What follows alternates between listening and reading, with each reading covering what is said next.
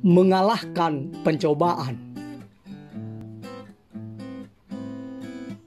Shalom mitra produktif, jumpa lagi dengan saya, Pastor Tommy Ringo, di Tahta Daud Channel dan Podcast Produktif dalam program 50 episode kehidupan yang dikendalikan oleh tujuan yang Alkitabiah.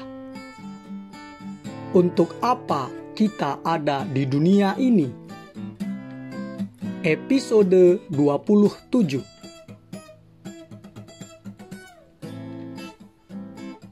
Sebelum kita belajar bersama dan memulai perjalanan rohani yang mengasyikkan ini, mari kita memperkatakan dan merenungkan firman Allah yang tertulis dalam surat 2 Timotius 2 ayat 22, terjemahan firman Allah yang hidup yang berkata, "Jauhkanlah dirimu dari segala sesuatu yang menyebabkan engkau berpikiran jahat, dan tetaplah dekat pada segala sesuatu yang membuat engkau ingin berbuat benar." Juga dalam firman Allah yang tertulis di dalam 1 Korintus 10 ayat 13. Pencobaan-pencobaan yang kamu alami ialah pencobaan-pencobaan biasa yang tidak melebihi kekuatan manusia. Sebab Allah setia, dan karena itu Ia tidak akan membiarkan kamu dicobai melampaui kekuatanmu. Pada waktu kamu dicobai, Ia akan memberikan kepadamu jalan keluar, sehingga kamu dapat menanggungnya. Dari ayat tersebut kita diingatkan bahwa selalu ada jalan keluar. Selalu ada jalan keluar.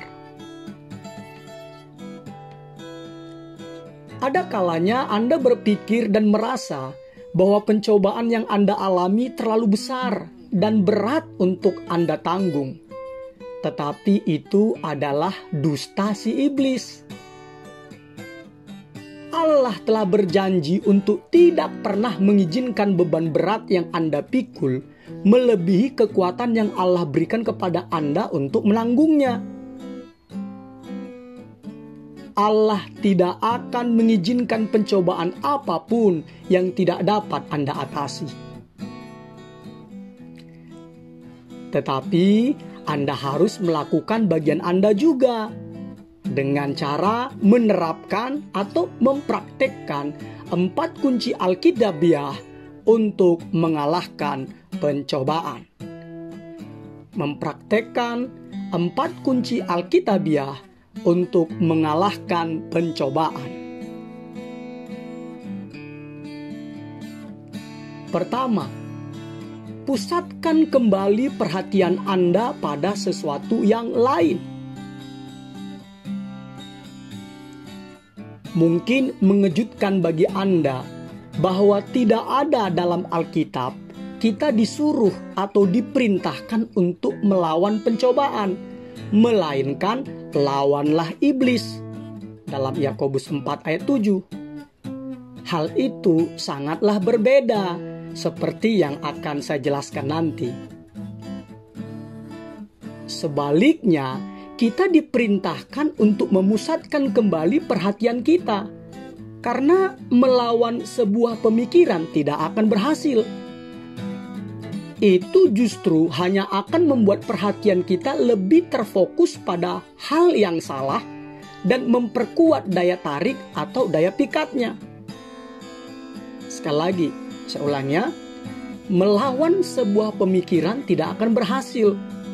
Itu justru hanya akan membuat perhatian kita lebih terfokus pada hal yang salah dan memperkuat daya tarik atau daya pikatnya. Saya akan menjelaskannya ya. Setiap kali Anda mencoba melawan suatu pemikiran dari otak atau dari benak Anda justru mendorongnya masuk lebih dalam ke dalam memori atau ke dalam ingatan Anda. Dengan melawannya, Anda sebenarnya memperkuatnya. Ini khususnya berlaku untuk pencobaan. Anda tidak mengalahkan pencobaan dengan melawan perasaan tentangnya. Karena semakin kuat Anda melawan suatu perasaan, maka semakin kuat perasaan itu menguasai dan mengendalikan Anda. Anda memperkuatnya setiap kali Anda memikirkannya. Mitra produktif, karena pencobaan selalu dimulai dari suatu pemikiran, maka cara tercepat untuk menetralisasi daya tarik atau daya pikatnya adalah dengan mengalihkan perhatian Anda kepada sesuatu yang lain. Jangan lawan pemikiran itu, tetapi ubah saja saluran pikiran Anda dan berikanlah perhatian pada ide lainnya. Inilah langkah pertama untuk mengalahkan pencobaan.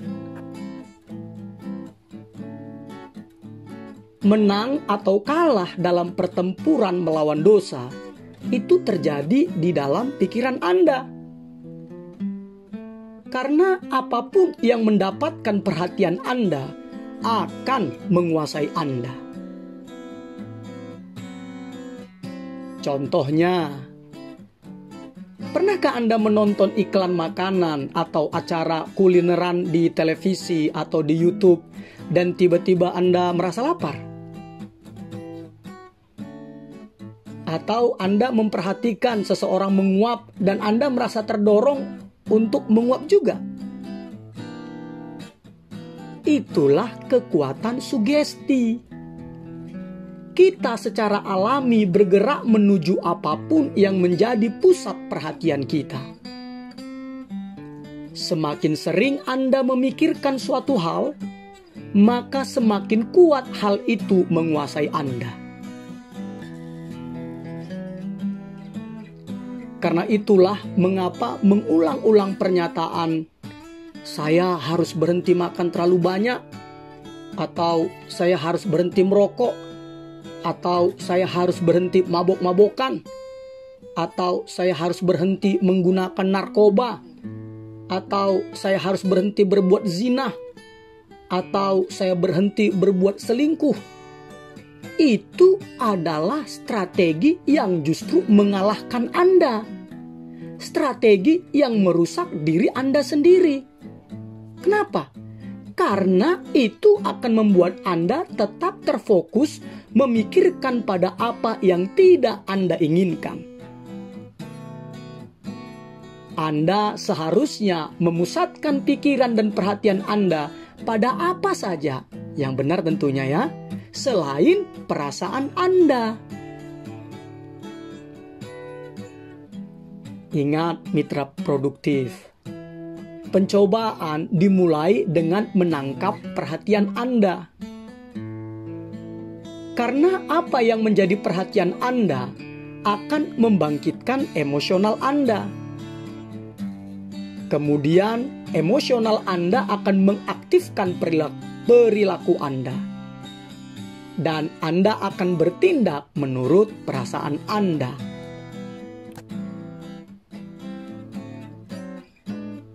Ternyata, mengabaikan suatu pencobaan jauh lebih efektif daripada melawannya. Begitu pikiran Anda sudah beralih pada hal yang lain, maka pencobaan itu kehilangan kekuatannya. Kadang ini berarti secara fisik Anda meninggalkan situasi, keadaan, tempat yang menggoda Anda. Analoginya, untuk menghindari sengatan, hindarilah lebah. Lakukan apapun yang diperlukan untuk mengalihkan perhatian Anda pada sesuatu yang lain. Mitra produktif, secara rohani, pikiran Anda adalah organ yang paling rentan. Makanya untuk mengurangi pencobaan, jagalah agar pikiran Anda dipenuhi oleh firman Allah dan pemikiran-pemikiran baik lainnya. Anda mengalahkan pemikiran yang jahat dengan cara memikirkan sesuatu yang lebih baik. Ini adalah prinsip penggantian. Anda mengalahkan kejahatan dengan kebaikan. Seperti yang firman Allah katakan dalam surat Roma 12 ayat 21. Janganlah kamu kalah terhadap kejahatan, tetapi kalahkanlah kejahatan dengan kebaikan. Iblis tidak bisa mendapatkan perhatian Anda jika pikiran Anda dipenuhi dengan sesuatu yang lain. Karena itulah Alkitab berulang kali mengajarkan kita untuk menjaga pikiran kita tetap terfokus. Surat Ibrani 3 ayat 1 berkata, pandanglah kepada rasul dan imam besar yang kita akui, yaitu Yesus. Juga dalam surat 2 Timotius 2 ayat 8a terjemahan God's Word Translation berkata, selalu berpikir tentang Yesus Kristus. Dan juga dalam surat Filipi 4 ayat 8 yang berkata, jadi akhirnya saudara-saudara, semua yang benar, semua yang mulia, semua yang adil, semua yang suci, semua yang manis, semua yang sedap didengar, semua yang disebut kebajikan dan patut dipuji, pikirkanlah semuanya itu. Dan lagi mitra produktif, jika Anda bersungguh-sungguh hendak mengalahkan pencobaan, Anda harus mengatur, mengelola pikiran Anda dan mengawasi masukan dari media-media. Jangan mengizinkan sampah masuk ke dalam pikiran Anda secara bebas. Bertindaklah selektif. Pilihlah dengan berhati-hati apa yang Anda pikirkan. Ikutilah teladan Paulus dalam surat 2 Korintus 10 ayat 5a terjemahan New Century Version yang berkata, kami menawan setiap pikiran serta membuatnya tunduk dan taat kepada Kristus. Ini membutuhkan praktik seumur hidup. Tetapi dengan bantuan Roh Kudus, Anda dapat memprogram ulang cara berpikir Anda.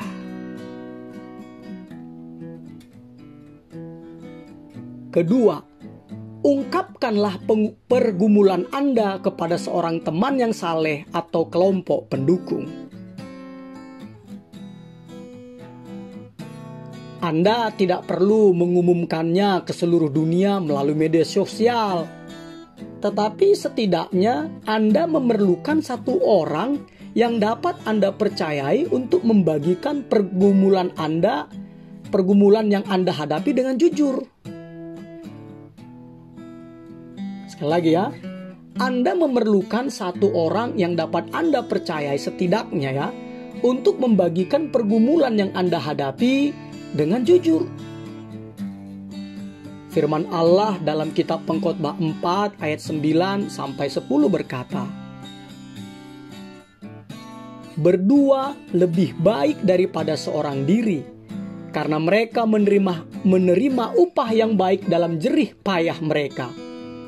Karena kalau mereka jatuh, yang seorang mengangkat temannya. Tetapi wahai orang yang jatuh, yang tidak mempunyai orang lain untuk mengangkatnya. Mitra produktif, jika Anda kalah dalam pertempuran melawan kebiasaan buruk, kecanduan, dan Anda terus terjebak untuk mengulangi siklus yang sama, yaitu awalnya Anda memiliki tekad dan maksud yang baik, tetapi ketika Anda mempraktekkannya gagal, dan setelah itu Anda merasa bersalah, dan hal ini terus siklusnya berulang-ulang, maka Anda tidak akan pernah menjadi lebih baik dengan sendirian. Anda membutuhkan bantuan orang lain. Beberapa pencobaan hanya bisa diatasi dengan bantuan seorang teman yang mendoakan Anda, memberikan dorongan kepada Anda, dan berani meminta pertanggungjawaban Anda.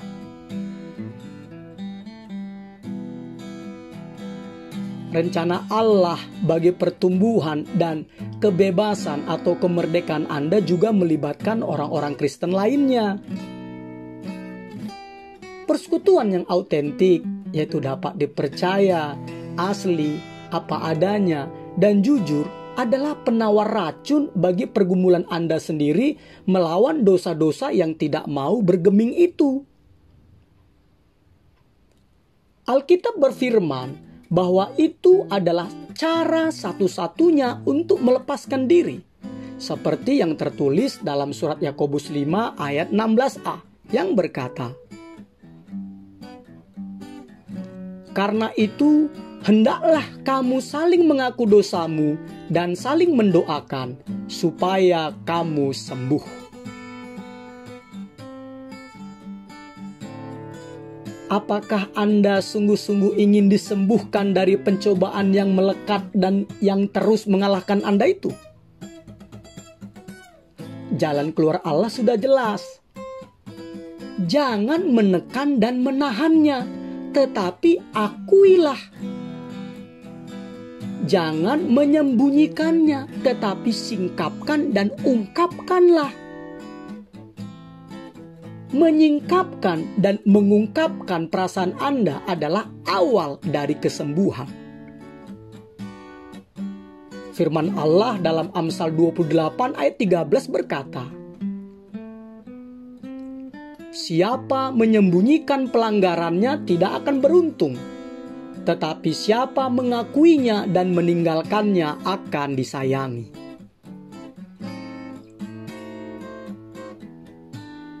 Menyembunyikan pelanggaran dan luka hati Anda hanyalah memperparahnya. Karena itu, sadarlah mitra produktif. Masalah itu bertumbuh di dalam gelap dan menjadi semakin besar dan membesar. Tetapi ketika disingkapkan dan diungkapkan dalam terang kebenaran, maka masalah tersebut akan mengkerut, mengecil, lalu sembuh. Sakit Anda hanyalah sebatas rahasia Anda. Sekali lagi saya katakan ya, sakit Anda hanyalah sebatas rahasia Anda. Jadi, bukalah topeng Anda, berhentilah berpura-pura sempurna, dan berjalanlah di dalam kebebasan, berjalanlah di dalam kemerdekaan. Mitra produktif, iblis ingin agar Anda berpikir bahwa dosa dan pencobaan Anda itu bersifat unik sehingga Anda harus merahasiakannya. Padahal yang sebenarnya adalah kita semua dalam keadaan yang sama. Kita semua melawan pencobaan-pencobaan yang sama. 1 Korintus 10 ayat 13. Dan kita semua telah berbuat dosa. Roma 3:23. Jutaan orang merasakan apa yang Anda rasakan dan menghadapi pergumulan yang sama dengan yang sedang Anda hadapi sekarang ini.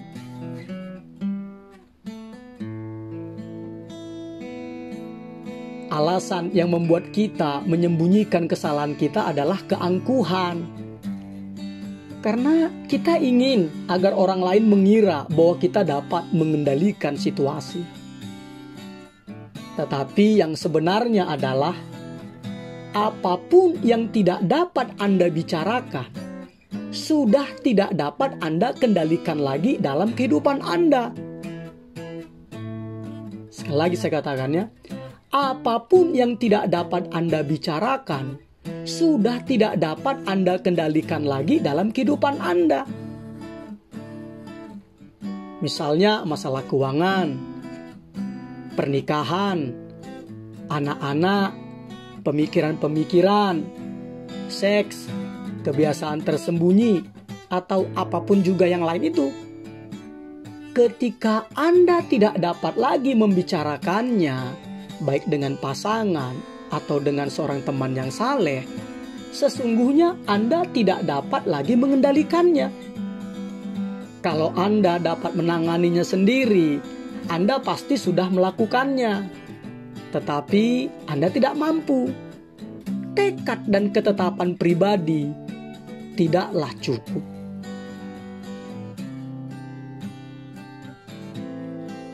Ada beberapa masalah sudah terlalu mendarah daging, terlalu biasa, dan terlalu besar untuk diselesaikan sendiri. Karena itu Anda memerlukan kelompok kecil atau partner yang saleh yang mendorong semangat Anda, mendukung Anda, mendoakan Anda, mengasihi Anda tanpa syarat, dan yang berani meminta pertanggungjawaban dari Anda. Mitra produktif, saya ingin mengajukan pertanyaan yang sulit kepada Anda.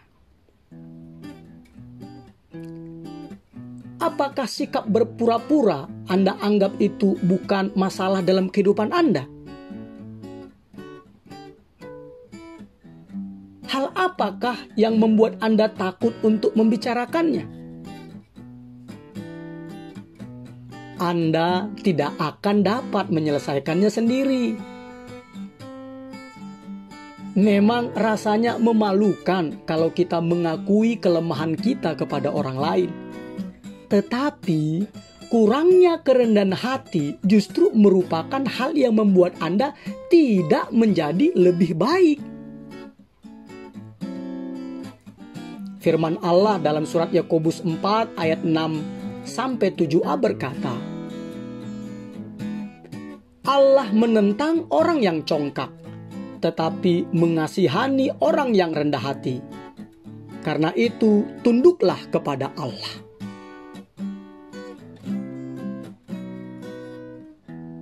Ketiga, lawanlah iblis. Setelah kita merendahkan diri dan tunduk kepada Allah, kita selanjutnya diperintahkan untuk melawan iblis. Surat Yakobus 4 ayat 7b berkata, dan lawanlah iblis, maka ia akan lari daripadamu. Ketika Anda tidak melawannya, maka iblis tidak akan lari daripadamu. Kita tidak bertindak pasif terhadap serangannya. Kita harus melawannya.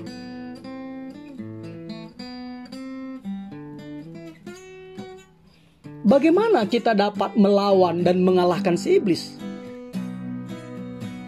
Langkah pertama adalah menerima keselamatan dari Allah. Firman Allah dalam surat Efesus 6 ayat 17 berkata, dan terimalah ketopong keselamatan dan pedang roh, yaitu firman Allah. Anda tidak akan dapat mengatakan tidak kepada iblis sebelum Anda berkata iya kepada Kristus. Tanpa Kristus, kita tidak akan berdaya melawan iblis. Tetapi dengan ketopong keselamatan, pikiran kita dilindungi oleh Allah. Ingatlah ini.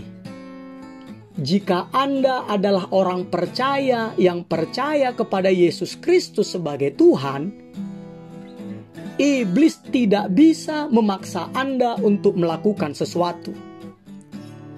Iblis hanya bisa mengusulkan atau melontarkan saran saja. Langkah kedua, Anda harus menggunakan firman Allah sebagai senjata melawan iblis. Yesus memberikan teladan ini ketika Yesus dicobai iblis di padang gurun, di mana setiap kali iblis mengusulkan atau menyarankan suatu godaan atau pencobaan, Yesus melawannya dengan mengutip firman Allah. Yesus tidak berdebat dengan iblis. Ia tidak berkata, "Aku tidak lapar," ketika Yesus dicobai iblis untuk menggunakan kuasanya untuk memenuhi kebutuhan pribadinya. Yesus hanya mengutip firman dari ingatan. Kita juga harus melakukan hal yang sama. Ada kuasa di dalam firman Allah. Haleluya. Mitra produktif, jangan pernah berdebat dengan iblis. Dia lebih pintar berargumentasi daripada Anda, karena iblis sudah mempraktekkannya selama ribuan tahun. Anda tidak bisa menggertak iblis dengan logika atau opini Anda. Tetapi Anda dapat memakai senjata yang membuat iblis gemetar, yakni kebenaran Allah.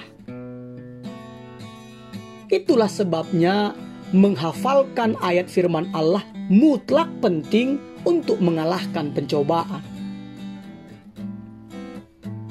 Anda memiliki akses cepat pada firman Allah dan menggunakan kebenaran itu kapanpun Anda dicobai ketika Anda telah menghafal firman Allah.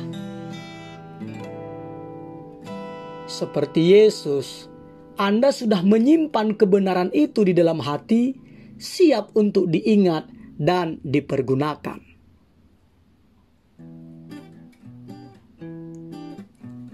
Keempat, sadarilah kelemahan dan kerentanan Anda. Allah memperingatkan kita agar jangan pernah sombong dan terlalu percaya diri, karena itu adalah jalan menuju bencana. Firman Allah dalam kitab Yeremia 17 ayat 9 berkata, "Betapa liciknya hati, lebih licik daripada segala sesuatu. Hatinya sudah membatu, siapakah yang dapat mengetahuinya?" Ini berarti kita pandai membohongi diri sendiri. Dan dalam situasi tertentu, kita ini masing-masing mampu berbuat dosa. Oleh karena itu, kita tidak boleh lalai berjaga-jaga dengan mengira bahwa diri kita aman dari pencobaan. Tidak boleh. Kita harus tetap berjaga-jaga dan waspada.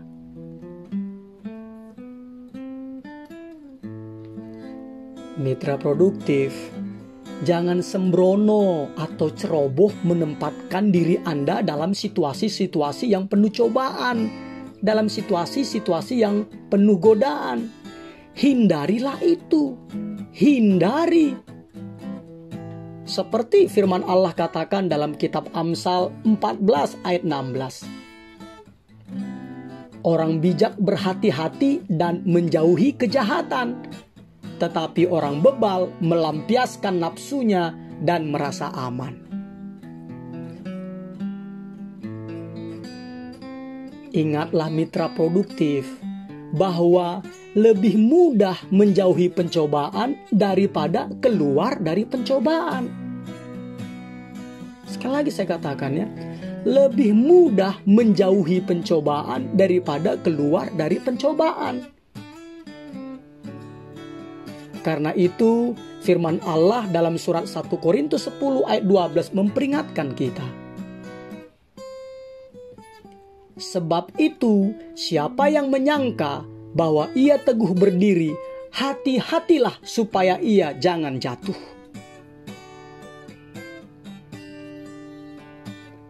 Episode 27. Berpikir dan merenungkan tujuan hidup saya. Nilai-nilai atau prinsip-prinsip yang harus kita pikirkan dan direnungkan. Selalu ada jalan keluar. Ayat untuk diingat, 1 Korintus 10 ayat 13b. sebab Allah setia, dan karena itu Ia tidak akan membiarkan kamu dicobai melampaui kekuatanmu. Pada waktu kamu dicobai, Ia akan memberikan kepadamu jalan keluar, sehingga kamu dapat menanggungnya. Pertanyaan untuk dipikirkan dan didiskusikan. Siapakah yang dapat saya minta menjadi partner rohani saya untuk membantu saya mengalahkan pencobaan dengan berdoa untuk saya?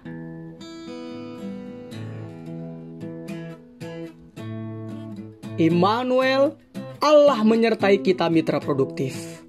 Amin.